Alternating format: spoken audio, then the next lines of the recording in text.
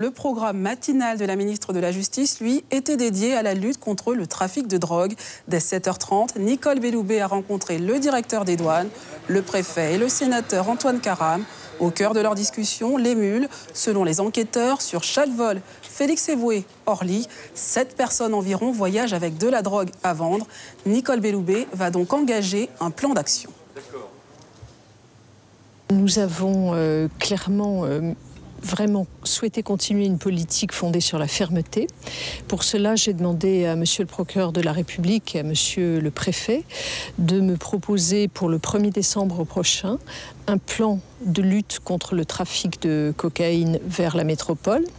Et dans ce plan de lutte, que je souhaite être extrêmement concret, je souhaite que puisse s'y inscrire d'une part le prolongement d'une politique qui a déjà commencé et qui est fondée sur un caractère interministériel entre la santé, les douanes, la justice, la police, et d'autre part que y figurent des mesures extrêmement opérationnelles.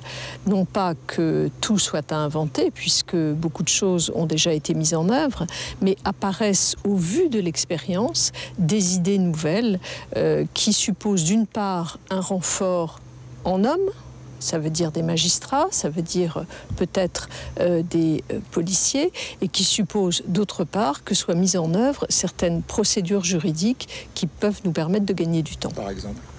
Alors par exemple, ce qui est déjà à l'œuvre, l'interdiction de paraître à l'aéroport ou l'interdiction faite à des mineurs non accompagnés de pouvoir partir de Cayenne s'il n'y a pas d'autorisation de leurs parents.